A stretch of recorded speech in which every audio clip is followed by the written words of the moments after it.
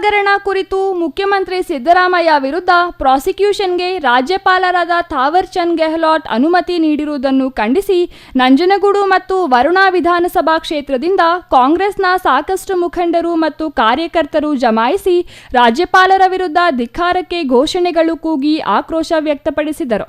ರಾಜ್ಯಪಾಲರು ಕೇಂದ್ರ ಸರ್ಕಾರದ ಕೈಗೊಂಬೆಯಾಗಿದ್ದಾರೆ. ಕಾನೂನು ಗಾಳಿಗೆ ತೂರಿ ಪ್ರಾಸಿಕ್ಯೂಷನ್ಗೆ ಅನುಮತಿ ನೀಡಿದ್ದಾರೆ.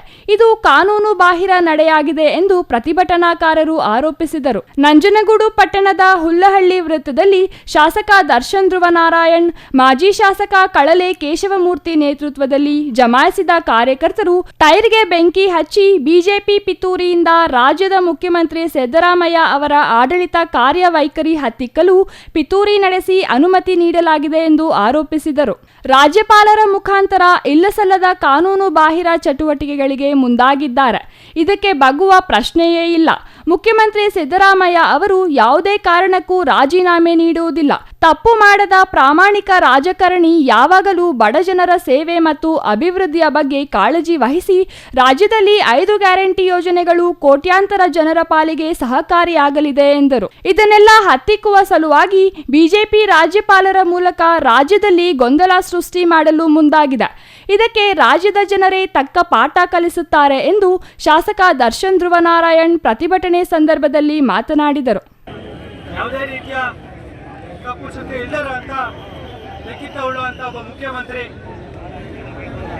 ಅತಿ ಹೆಚ್ಚು ಬಜೆಟ್ಗಳನ್ನ ನೀಡಿರುವಂತ ಒಬ್ಬ ಮುಖ್ಯಮಂತ್ರಿ, ಅವರ ವಿರುದ್ಧ 5 ಗ್ಯಾರಂಟಿಗಳ ವಿರುದ್ಧ ಈ ಒಂದು ಕೇಂದ್ರ ಸರ್ಕಾರ ಹೇಳಿದಂತೆ ಗವರ್ನರ್ ವರ್ತಿಸುವುದನ್ನು ನಾವೆಲ್ಲರೂ ಕೂಡ ಖಂಡಿಸಿ ಪ್ರತಿಭಟನೆಯನ್ನ ಮಾಡ್ತಾ ಇದ್ದೇವೆ.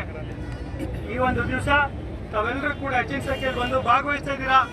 ನಾನು ನಮಗೆ ಹೇಳಲಿಕ್ಕೆ ಬಯಸ್ತೇನೆ, ಈ ಒಂದು ಏನು ಸ್ಯಾಂಕ್ಷನ್ ಆರ್ಡರ್ ಅವ್ರು ನೀಡಿದ್ದಾರೆ, section 17A prevention of corruption act ಅಡಿ ಏನು ನೀಡಿದ್ದಾರೆ ಅದೇ ತಪ್ಪು ಅಂತ ನಾವೆಲ್ಲರೂ ಕೂಡ ಹೇಳಲಿಕ್ಕೆ ಬಯಸ್ತೇವೆ. ಯಾಕೆಂತಂದ್ರೆ 17A ಅಡಿ ಯಾವುದೇ ಪ್ರೈವೇಟ್ ಪರ್ಸನ್ ನೀಡಿರುವಂತಹ ಕಂಪ್ಲೇಂಟ್ ಎಂಟರ್ಟೈನ್ ಮಾಡುವಂತಹ ಒಂದು ಸನ್ನಿವೇಶವೇ ಬರೋದಿಲ್ಲ ಅಂತ ನಾನು ಹೇಳಲಿಕ್ಕೆ ಬಯಸ್ತೇನೆ. ಇನ್ನು ಪ್ರತಿಭಟನೆ ವೇಳೆ ಶಾಸಕ ದರ್ಶನ್ ಧ್ರುವನಾರಾಯಣ್, ಮಾಜಿ ಶಾಸಕ ಕಳಲೆ ಕೇಶವಮೂರ್ತಿ, ಬ್ಲಾಕ್ ಅಧ್ಯಕ್ಷ ಕೆಜಿ ಮಹೇಶ್, ಶಂಕರ್, ಶ್ರೀಕಂಠ ನಾಯಕ, ರಂಗಸ್ವಾಮಿ, ಕೆ ಮಾರುತಿ ಮತ್ತಿತರರು ಹಾಜರಿದ್ದರು. Kumar, CTV news, Nanjangud. ಸರ್ಕಾರದ ಕೈಗೊಂಬೆಯಂತೆ ಕುಣಿಯುತ್ತಿರುವ 420 ರಾಜ್ಯಪಾಲನಿಗೆ